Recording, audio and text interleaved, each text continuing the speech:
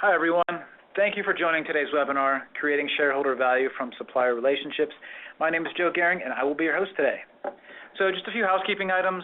We'll answer your questions at the end of the webinar. Ask your questions by using the Q&A feature in the WebEx toolbar at the top of your screen.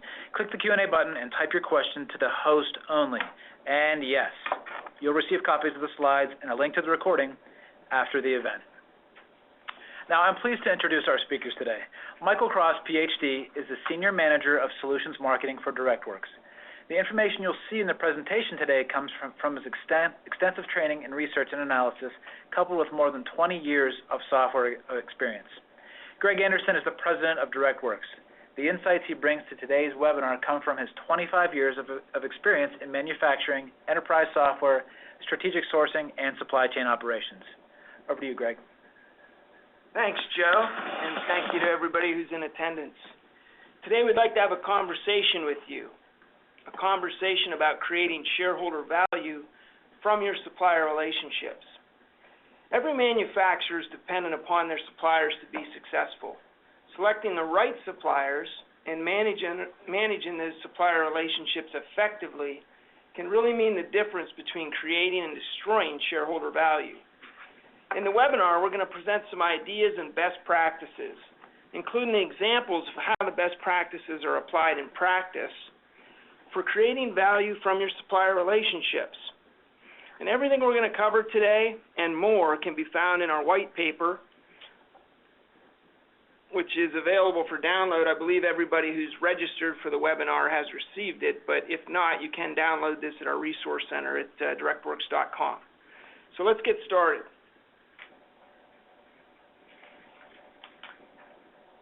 I want to begin by looking at the drivers of shareholder value from a supply chain perspective and to see how suppliers come into play. The enterprise value of any business is a function of profitable revenue growth and return on the capital employed, which is the sales and profits you generate from the capital assets in your business. Profitability is a function of revenue growth and cost reduction, while return on capital employed can be maximized through more efficient use of both working capital as well as fixed capital. Now let's look at how suppliers fit into the picture and the impact they have on each of these key performance drivers. On the revenue growth portion of the equation, suppliers have to have the capability and the capacity to support the sales growth in your existing products. Additionally, suppliers can also help you improve the success rate of your new product introductions, or NPIs, by contributing to innovation and development efforts on those new products. On the cost reduction side, obviously suppliers you choose have a direct impact on the cost of your products. Selecting the best total cost suppliers is key here. And you need to also minimize the internal costs required to manage your supplier relationships. From identification through sourcing, collaboration, and ongoing performance management, you need to try to minimize the amount of costs that you have in managing those relationships. Looking at working capital efficiency, your supplier choices impact working capital in a couple ways. Inventory consumes a lot of working capital, and selecting suppliers that require you to carry a greater level of inventory, that is, those with longer lead times, will tie up more working capital, not to mention the added cost of carrying that inventory. Supplier payment terms also affect working capital efficiency because they have a direct impact on your cash conversion cycle. And then looking at the fixed capital efficiency part of the equation, decreasing the intensity of fixed assets is the primary reason manufacturers move from a vertically integrated supply chain and now really leverage outside supplier capabilities to provide their components. This strategy takes significant fixed assets from your balance sheet, but it also introduces new risks and challenges that must be managed effectively. Increasing the throughput efficiency, or the output of the assets in the supply chain, drives greater capital productivity for you and your suppliers, and you should always be striving to do that. Okay, so now we've looked at the supply chain 101 version of shareholder value and how suppliers impact that. We're going to review some of the best practices now and how to manage those relationships to create the most value out of those. And Greg, as an aside, One of the reasons we created this paper is many of our customers had told us that they're really focused on driving the shareholder value concept down through their supply chain, sourcing and purchasing levels, down to the analysts. So they understand that their actions, what they do, can truly impact the company's bottom line. Absolutely. All right, so here's the best practices we're going to cover today. There's 5 of them. Increase supplier collaboration, improve your understanding of supplier motivations, know your suppliers better, require full visibility into total cost, understand each supplier's impact on working capital costs, and finally, become a master of risk assessment. So we will begin with supplier collaboration. Supplier collaboration is a really powerful lever for driving profitability, as it can have the dual benefit of both increasing revenue while also reducing cost. The first best practice we recommend here is early supplier involvement in new product launches and margin expansion initiatives on existing products. You got to involve the suppliers early enough to understand what your costs are going to be. A lot of people have should-cost models. You got to take those designs and those new products and those revisions to existing products out to market, though, to really understand, is the market bearing what your should-cost equations tell you. Once you understand those costs, you got to do it early enough so you have enough time, enough runway to make impactful changes and fix that margin. Second point here is to identify them before the new product designs or existing changes, changes to existing products are finalized. If you just make the changes and then go out to market and find out that your costs are going up as a result, it's too late. You can't do anything about it. So early involvement is so critical here.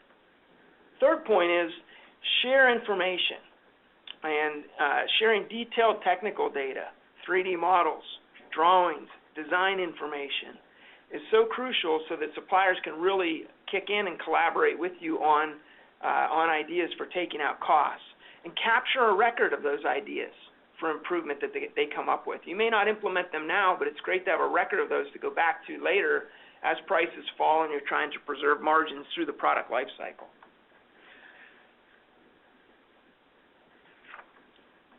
The next best practice involves leveraging your supplier's knowledge and expertise to drive innovation. Key point here is, you know your finished products. That's your business.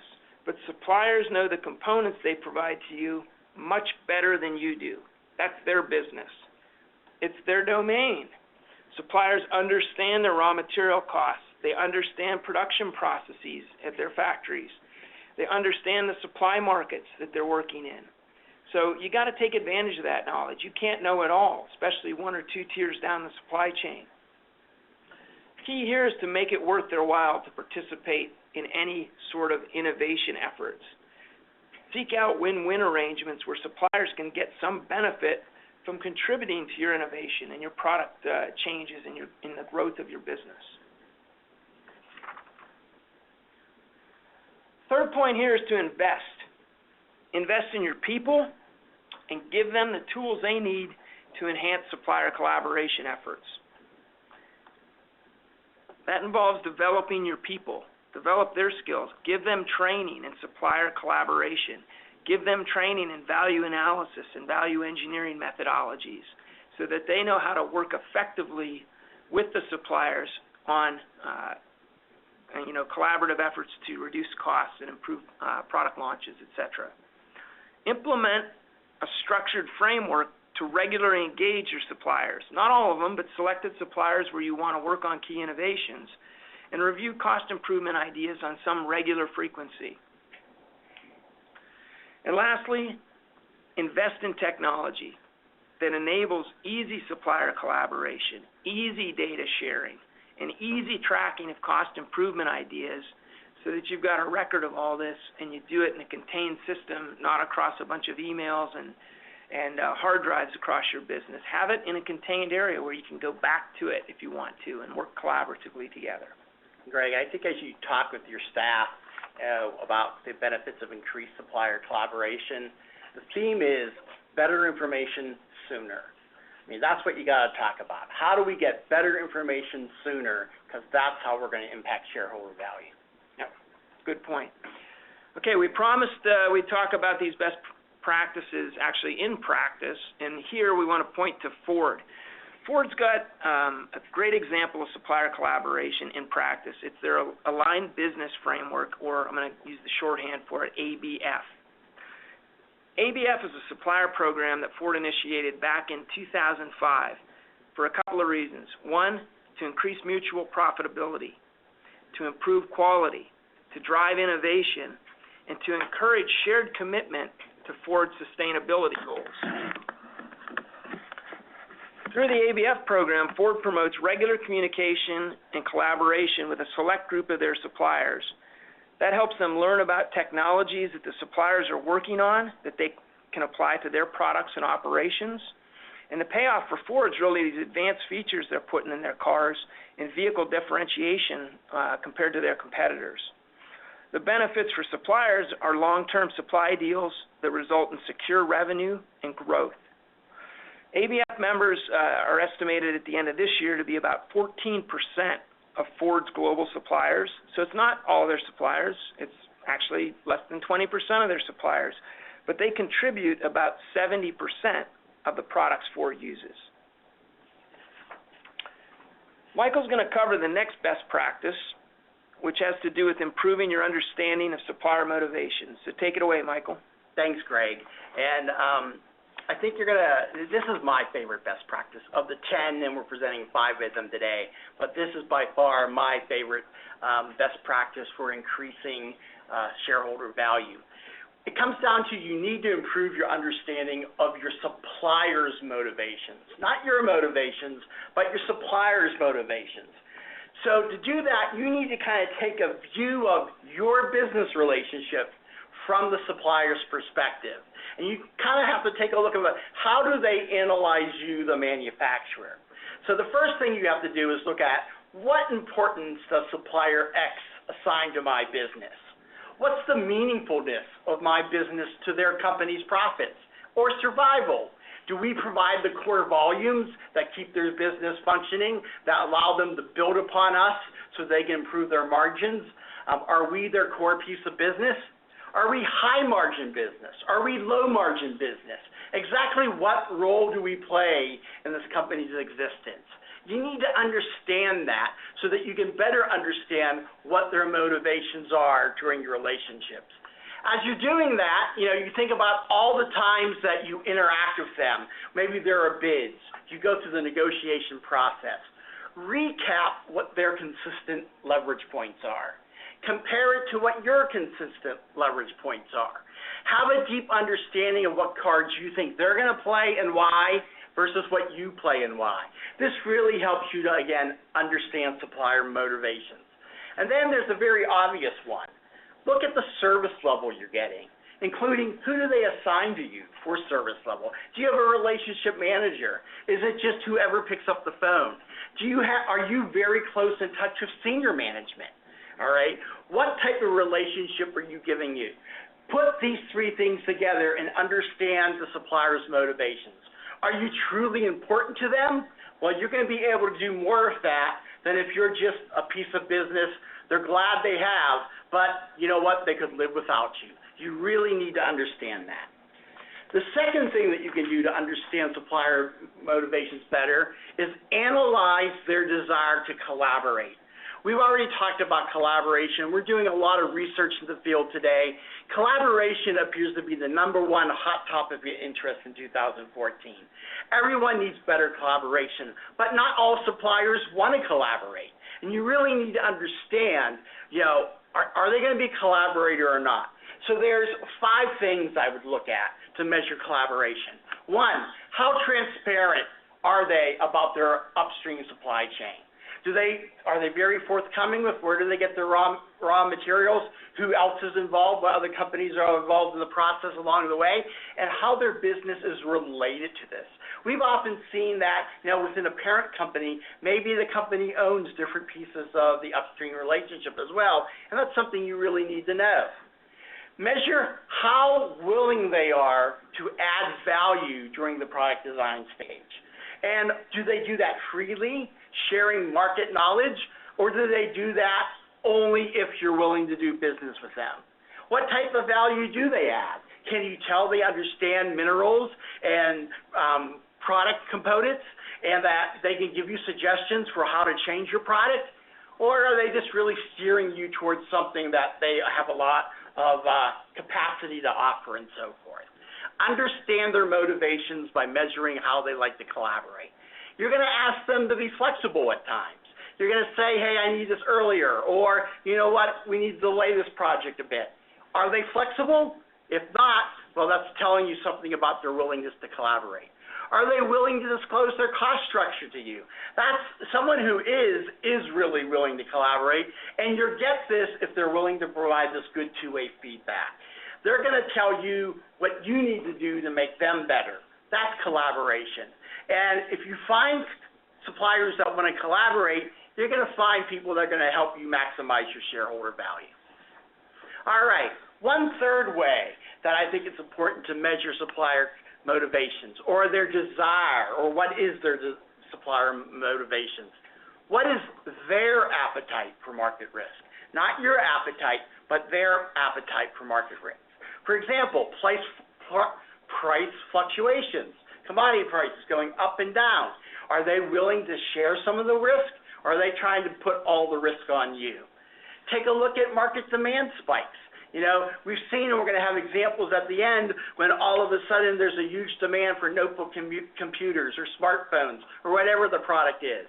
You know, are they willing to take on some of the risk of, I think there is going to be a spike, I'm going to wrap up capacity? You know, they're willing to take on some of the risk ahead of time. And then, of course, you have compliance reporting, such as conflict minerals, REACH, and everything else. Are they willing to help you mitigate this risk? Take the time to do what has to be done, or are they kind of putting it on your shoulders? Greg, let's move on to the next. Oh, I'm sorry. We got an example here. You got to give the example. Got to give the example. People often ask us, so how do I really get started then understanding supplier motivations? Is there a good book? You know, are there some good techniques? Actually, what I think you got to do is go back to the basics. Most supply chain professionals, purchasing professionals, are familiar with Ray Carter's 10 C's of supplier selection. Go back, refresh yourself with that document. I know you printed it about 96. It still is true today. Go through the 10 items. Think about how you can use them, and use it to help understand supplier motivations better, Greg. Absolutely, yeah. So one topic too that we didn't touch on here, but you know, a lot of manufacturers have a supplier segmentation methodology where they look at who are really vendors that are just providing very commoditized things, you know, maybe MRO items to our operations, and then who are our partners that provide the most strategic components that really make or break our products. And I think that segmentation effort taken with Carter's 10 C's is a good way to start looking at how should we classify and manage these suppliers and understand those motivations. Very good, Michael. So we're going to move on to the next one of our traditional favorites, understanding visibility into total cost. Greg? Thank you, Michael. So visibility into total cost, how does that fit in to the shareholder value equation? It's really important to driving the cost reduction variable in that framework. So to take this approach, you've got to first define your total cost formula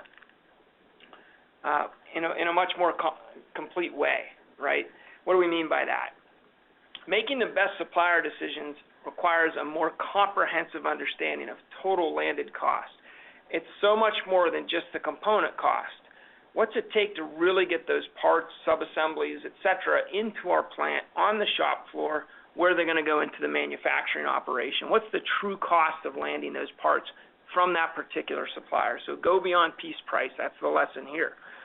Second point is look beyond the component cost and include all those other items, right? What are they? Maybe transit cost, transportation, duties, tariffs, any financing costs, which we throw inventory into there. So working capital, how much working capital do we have to set aside in inventory for this supplier because they're overseas versus somebody that's, you know, a more domestic source or in the same continent. So look at all the costs, make sure you put together the right formula, and define that completely so that you're going to make the better decisions. Second point here is to negotiate more effectively, you have to understand the makeup of a supplier's quote. You got to require cost breakdowns. People say all the time, oh, nobody's going to give us that cost information. They will if you tell them they're not going to get the business, right? You got to have them break down the cost so you can understand what's driving the cost of your products and components. So we recommend here use a two-stage quoting process. A lot of suppliers will reject it unless they know they're in the running. So say, hey, look, the first round we're just going to come out and get some very basic information. We need to know the piece price, and we need to know the lead time, and we need to know what a minimum order quantity is from you, each supplier. Then we're going to take a look at that information, and we're going to down select and go out for a more detailed cost breakdown from you. And what that tells them is, okay, if I'm in the second round being asked to provide the cost breakdown, I'm in the game. And they're going to be a lot more apt to provide a cost breakdown if they know they have a better chance of winning the business. So we recommend that two-stage quoting process with all the customers we work with. Second, you got to gather the detail.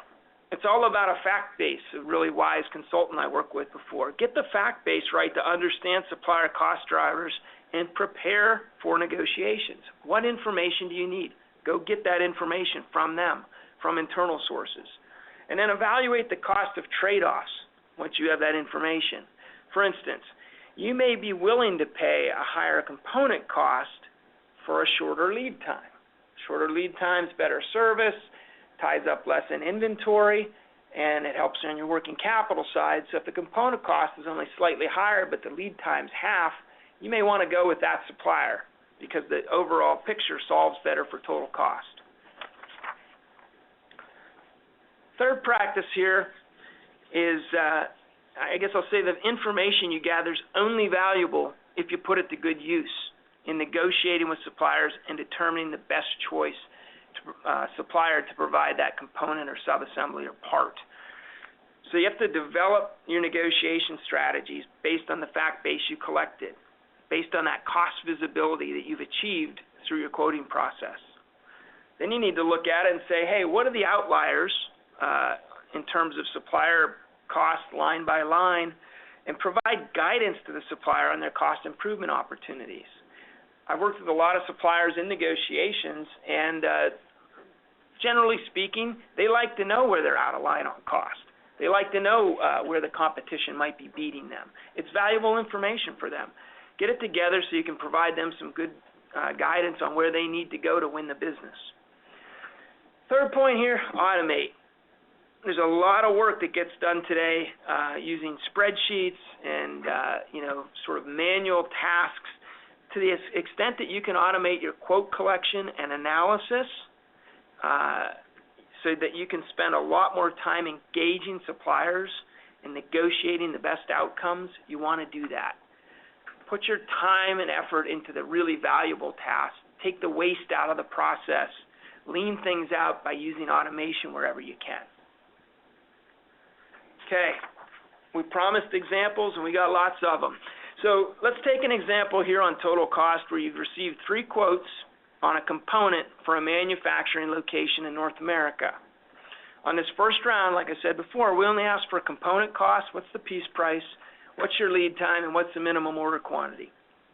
We got this information back, and if you see here, supplier 2, which is a low-cost country source, has quoted the best component price. Not a big surprise. They've got still got some labor arbitrage there. But they do have a pretty long lead time there in 8 weeks and a higher minimum order quantity. That's going to mean more inventory for you.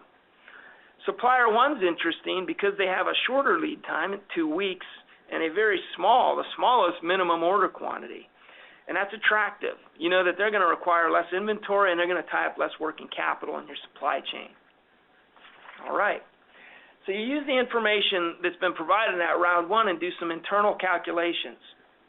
Based on their geographic location, you can calculate the required transit costs and financing costs of the cost of holding the inventory associated with those suppliers. And now the picture changes. When you start looking at the total landed cost, Supplier 3 now represents the best total landed cost option, but their 4-week lead time is still less attractive than Supplier 1, who now that you've factored in the transit and financing costs is really only a nickel more per part on a total cost basis. So you go out for another round of quotes and ask for cost breakdowns so that you can better understand each supplier's cost structure and prepare for negotiations. Now here we've done a second round of quoting. You got the round 2 information in. Just said, hey, we just want you to break down your component costs for us. And you can see where Supplier 1, why they're out of line with the cost with the other suppliers. If you look at the material line, you see something there. If you look at the packaging line, you see something there. So you enter into negotiations with Supplier 1 because that's really the one you'd like to get this business to because they're overall more attractive with that short lead time. You focus on reducing the material and packaging costs. In the negotiations, you learn that they made an incorrect scrap assumption on their material line and that they can do better than their initial quote. That's great news. You also signal to them that, hey, you know, your packaging quote is about 10% higher than the other suppliers, and hey, can you look at that again and maybe sharpen your pencil and do better there? So once they've got that feedback, they come back with this cost breakdown, and you can see that their material cost is now at $8, much more in line with the other 2 suppliers, and that their packaging cost is now the same as the other suppliers. So now you've got the best total landed cost at $14.50, and you've got the shortest lead time. So this is how total cost visibility works in practice. If you just made an initial decision based on cost, piece price, you would have awarded the Supplier 2. If you'd have just made it on total landed cost without any negotiations, you might have awarded the Supplier 3. But now, through a little bit of work, through getting that visibility and knowing where to negotiate, you're now at Supplier 1 where you wanted to be all along, got the best price as well as the lowest lead time. All's well that ends well. And all of this kind of rallies around that concept of getting better information sooner. So this was better visibility into total cost sooner. And that happens because of better collaboration with suppliers, getting better information sooner. And that leads your people to be working on strategic activities and better negotiations than chasing data and trying to figure it out. So it all comes together, and when you align all these things, you really do start unlocking shareholder value, Greg. Right on.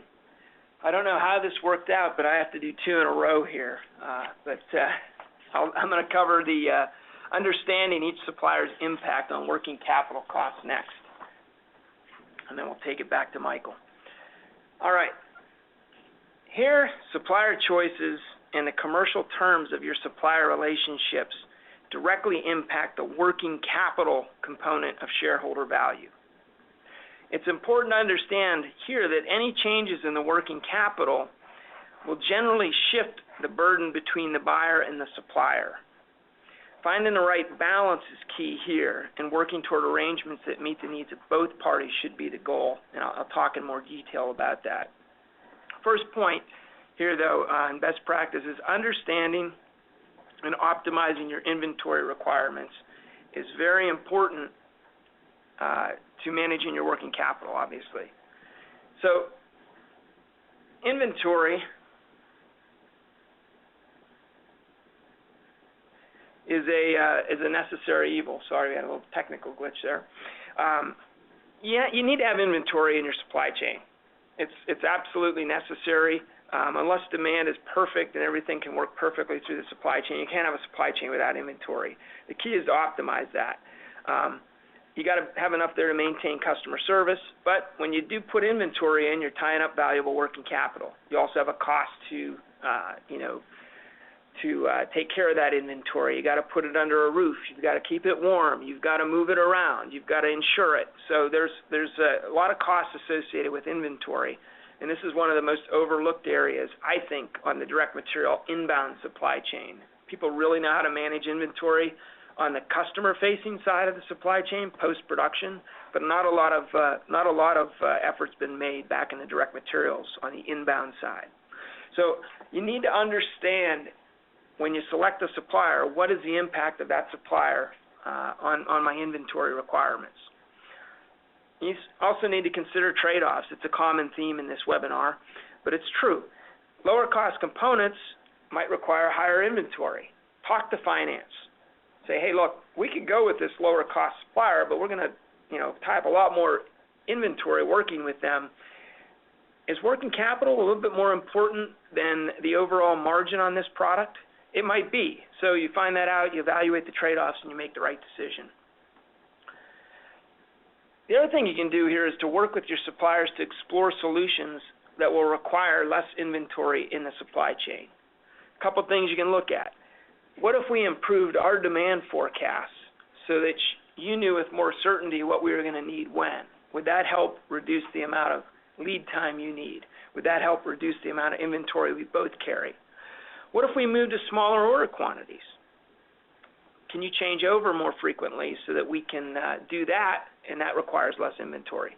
And then any other solutions that require less inventory in supply chain. So work with your suppliers in a strategic way to try to minimize that inventory. Next subject, which is really a sensitive one, is optimizing payment terms. Note that I said optimize, not maximize payment terms. Clearly, if you could, wait forever to pay your suppliers, that would be the best way to run your business, but it would put them out of business. So increasing supplier payment terms will have a very positive impact on your company's cash conversion cycle. The longer you wait to pay them, the longer you hold cash, and the better off you are in terms of working capital efficiency. However, you have to consider the supplier impact here. What's it doing to their working capital situation? Longer payment terms can create a cash flow strain for the supplier. So you need to find something that's going to work for both parties here. Often, early payment discounts are the best answer, where you say, hey, I'm willing to pay you sooner if you give me a lower cost. And suppliers will often be willing to discount because cash flow is very important to them. So they get the improved cash flow, you get a lower price on the components, and if it works for both of you, for your overall financial picture, that might be the best way to go. An example here in working capital is, let's say you want to work with your suppliers to revise your order quantities and the order cycle to reduce inventory requirements. So on this graph, very simplistic, we have sort of two inventory situations.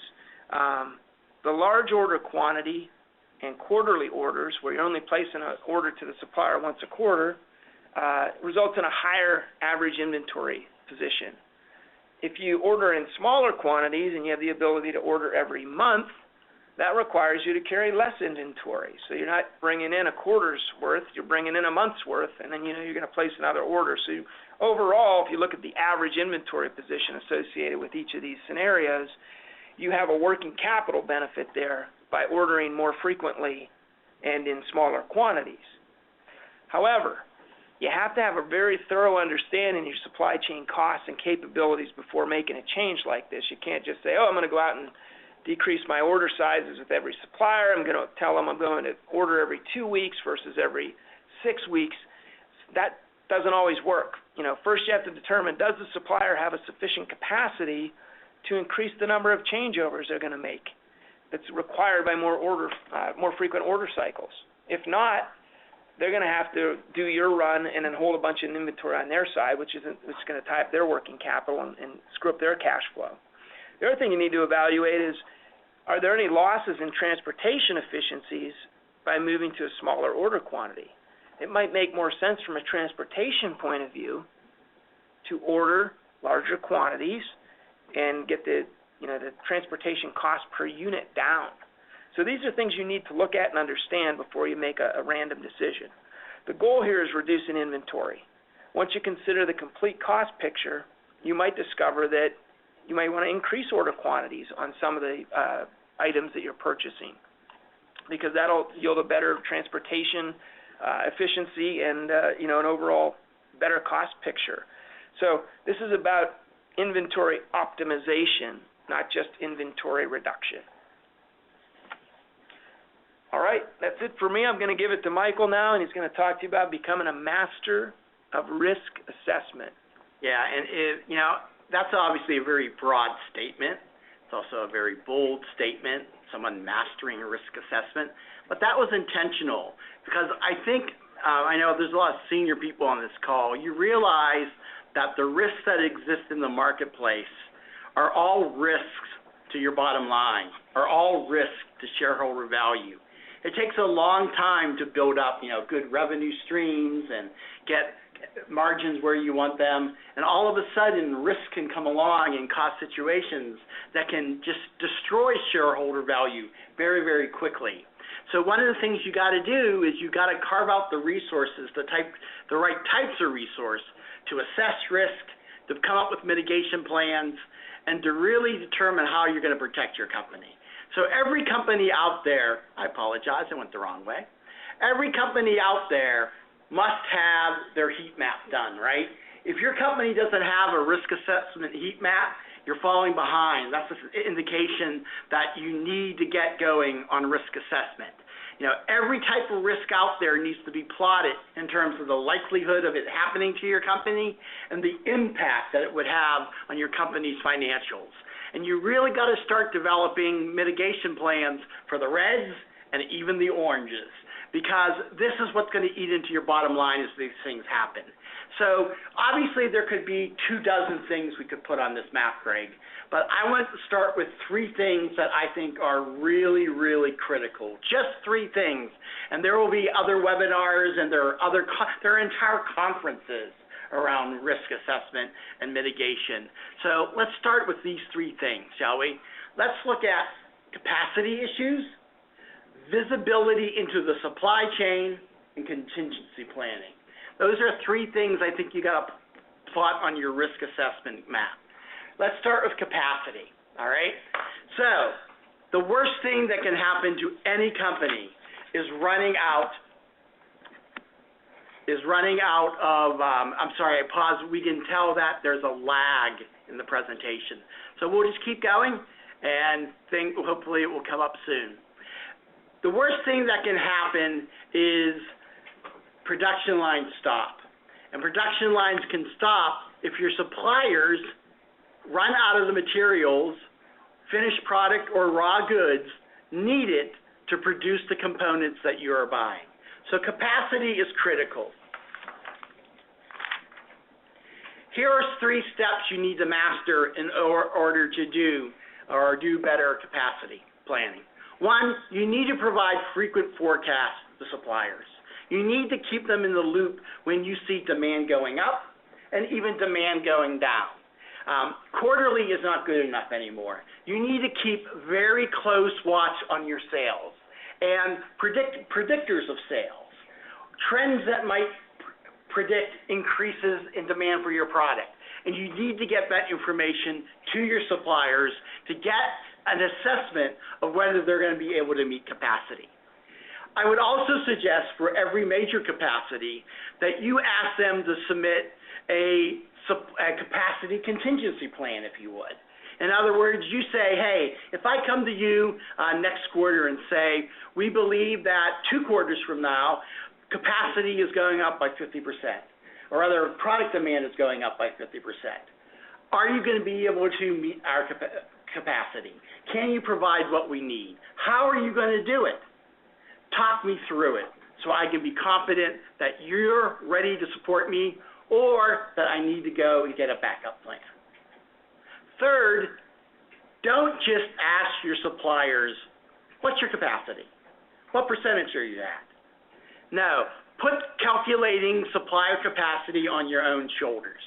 Create a questionnaire for suppliers that asks them, how much equipment are you using? How often is it running? What's the throughput? What are the shifts? How many employees? How many hours? What's the setup time?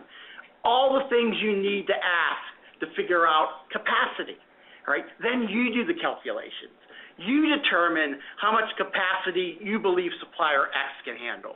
And if it's not a number you like, you start finding other suppliers to handle part of the capacity or to be a backup supplier, because you really can't fail at capacity planning. And Greg, it's one of the most common things we're being asked about today is how do we help them automate this aspect of the business? That's right. Yeah. No, I think you're quoting a Reagan policy there when you say trust but verify.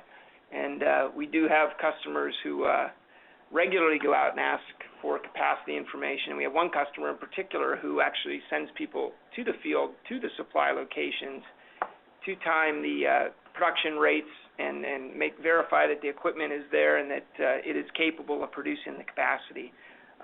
There's some real recent stories in the automotive industry about capacity shortages. I think you're going to touch on some of those, but you really can't afford to get burnt by your supply chain on capacity, because you're losing not just sales but great profitability and scale when they can't keep up with you. All right, so consider lack of capacity a major risk that needs to be assessed and managed. Put it up at the top. The next one is kind of being forced upon you by governmental agencies.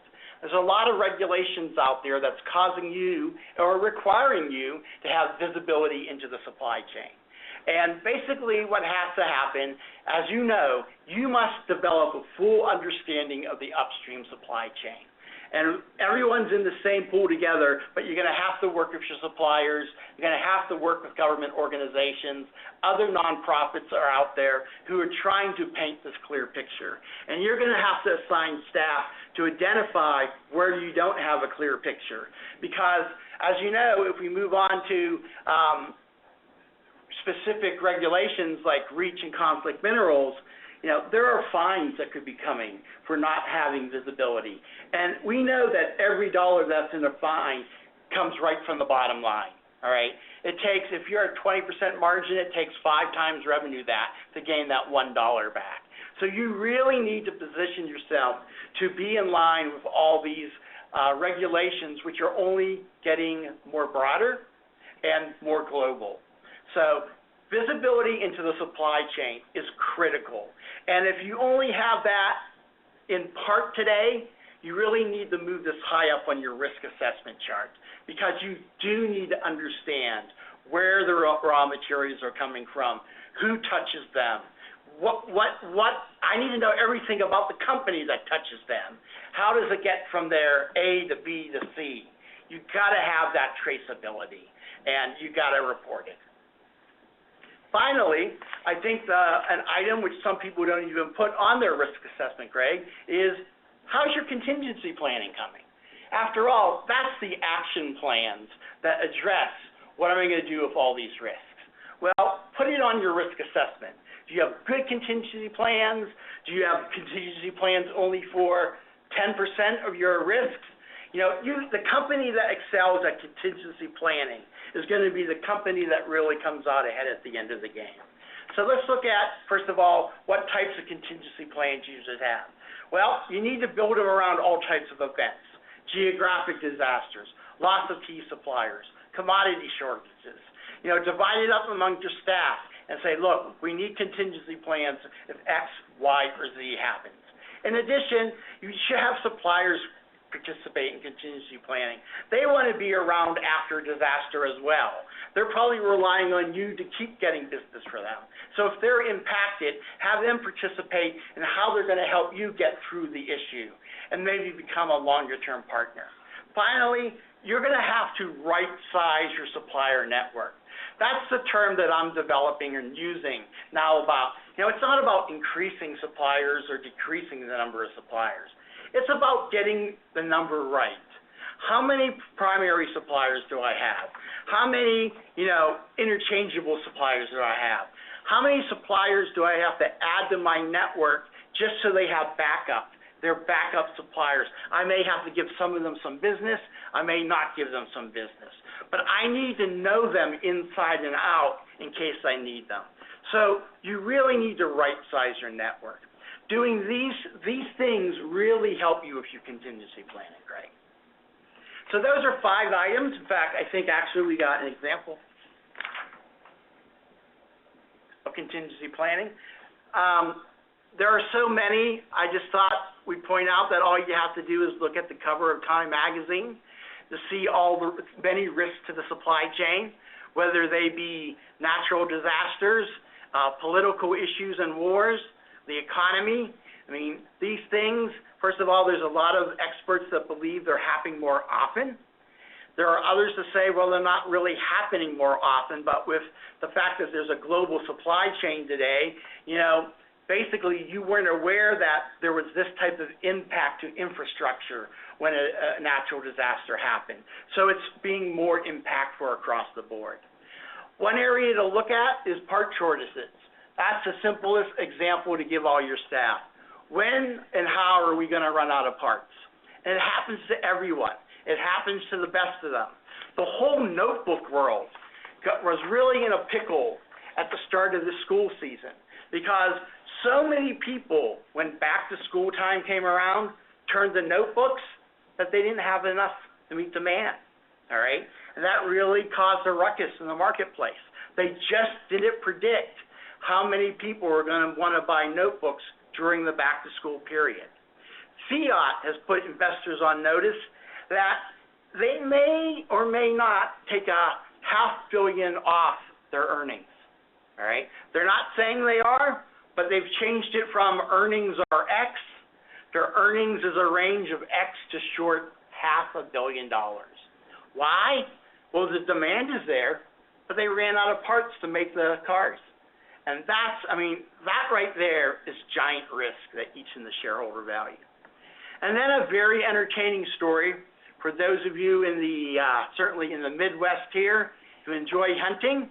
And I know if you are a hunter, you found the pain already. Apparently, because of all the discussions about gun laws and other things going on in the world, there has been a tremendous run on ammunition. And as hunting season comes up, market demand goes up, they go out and get those hunting rifle bullets and stuff, and there's none on the shelves because companies that make ammunition are not able to keep up with demand. And so nothing's worse than an angry hunter. But, it's just another example of supply chain, being impacted because there are part shortages because you're not estimating demand correctly, Greg. I guess the only upside is that angry hunter doesn't have any bullets for his gun, Michael. So those are 5 of our 10 best practices that we believe manufacturers, particularly in the sourcing department, can focus on to improve shareholder value. You can read about all 10 of them in our white paper, and now we're going to take questions and answers, so we're going to turn it back over to Joe Gehring. Thank you, Michael and Greg. Before we get into the Q&A, let me just answer the number one question I'm sure you have. Yes, the slides and recording will be sent to all the attendees. And as a reminder, if you have some questions, go ahead and ask them by using the Q&A feature in the WebEx toolbar at the top of your screen. Click the Q&A button and type your question to the host only. And we did have a few questions to come in, so let's start with those. First question, we have a few large suppliers who simply don't seem to be interested in collaboration. How would you suggest we handle them? Yeah, I'll take that one, Greg. The fact of the matter is there are going to be suppliers that don't want to collaborate. And you have to do your segmentation and determine, are they a critical supplier? And if they are, you're probably going to have to put up with that. But if they're not, you should immediately put them on notice, and many manufacturers are, that, hey, collaboration is something we need to see more of from you. And if you're not willing to collaborate, well, that's part of the criteria we use to award business. But that's only going to work if you can walk away from them. If you can't walk away from them, obviously they have the leverage, and there's not a whole lot you can do. But regardless, I would encourage you to open communications and to communicate with them frequently. So even if they're not collaborating, at least you're communicating. Thanks, Michael. Second question. In our experience, suppliers who collaborate and provide innovative ideas expect to be rewarded with business. Do we really have any leverage with them if they truly give us innovative ideas? Okay, I'll take this one. I think you do have leverage with them, but I think what do you give them in return? We talked about a win-win. Make it worth their while. Give them something. Maybe you want to give them a longer commitment in terms of their contract. add a couple years to it. Give them some better payment terms as a reward for innovation. Let them share in some of the benefit if this product reaches certain, growth milestones for your business. Certainly they've contributed to that and they want to share in the success. So there's other ways to reward them. Get creative, see what's important to them. A lot of this comes down to what's important to us, what's important to you. But if you truly believe in innovation, you need to find a way to have them share in the success if you're having the success. And this is a tough situation. I mean, our company sells software that automates and streamlines the sourcing process. And as we roll that out, it facilitates collaboration. It gets product design information back. But we let our manufacturers know, that's not a one-on-one. Once you get something good back, you share that with every supplier who's bidding on your project. So that can create a tough situation, but that's why you got to communicate, collaborate, find win-wins, because you're not looking for a single partner. You're looking for good ideas. And it takes the right type of supplier to give you that type of collaboration. But yeah, in the end, everybody knows you got to give them something. If you shut them out and give them a 0 across the board, well, they're not going to give you any ideas. Great. Thanks, gentlemen. Just a couple more. How much is the share in percentage of global suppliers on the total spending? Yeah, that's a good question. I will go back and I will try to research the exact number because that number has been changing greatly. All right. Numbers are all over the board. The global spend, it depends how you define global spend, but like it's moving back towards best cost countries instead of least cost countries. So there's a lot of good data crunching going on right now. In fact, we're preparing for a customer conference. We're trying to get at some of those numbers. I don't know if you have any thoughts, Greg, but I will, whoever asked that question, I will send you some data. It's going to take a little bit to research it. But it's a global spend. I guess what's the scope of that spend? Yeah. By every company around the world? Global. Yeah, you'd have to look at GDP, but I don't have that off the top of my head. But Michael can look into it. He's the research guy here. But we do know that it's a changing number and it's migrating, and that it's a very complex world out there, which leads manufacturers to really assess where do I put my plants, where do I want my suppliers to be, and there's dramatic change because the cost of doing business in China has risen dramatically. And they're no longer, if you do what Greg said with total cost, they're no longer the low-cost country. Many people are moving to Mexico. They still are for some things, but not for everything. But not for everything. Yep. Okay, just a couple more. Got a few minutes left. So next question. Is there a good tool to use to calculate total cost of ownership? Well, most people today do total cost analysis with spreadsheets. There's a gap in the market as far as solutions go, and the best tool I know of is DirectWorks tool. I know that's a shameless plug. That's okay. But we've got a total cost framework that we work with our customers to take whatever they're using in a spreadsheet to automate within software so that the total cost formulas are all built in, and as quotes come in, all the analysis is done in a very efficient way, and you get a nice side-by-side comparison of a total landed cost quote, and you see all the information you want to see presented to you in a way you want to see it. So that's a lot of what we do is we take away that the spreadsheets and the inefficiencies in the process and help people get that visibility they need and the time they need to negotiate more effectively to save money and expand margins. That's what we're all about. Yeah. Interestingly, I thought that was one of our salespeople asking the question. However, it wasn't. It was some manufacturers. So I would build on what Greg was saying by, as you evaluate tools that are out there, don't just look at the templates they're going to show you. Ask them to prove how are you going to make this happen efficiently? How are you going to streamline the process so I have time to look at the output and make meaningful decisions? Don't just be fooled by the end product, but make sure you understand the process from the beginning of project to end and how the tool is going to make this the best decision you're having. Great. Thank you, Michael, and thank you, Greg. And thank you to everybody who joined us today. Please go ahead and complete the exit poll when you close WebEx and give us your honest feedback. Go ahead and watch your inbox for copies of the slides and a link to the webinar recording within 48 hours. And have a great afternoon, everybody. Thank you. Thanks, everybody.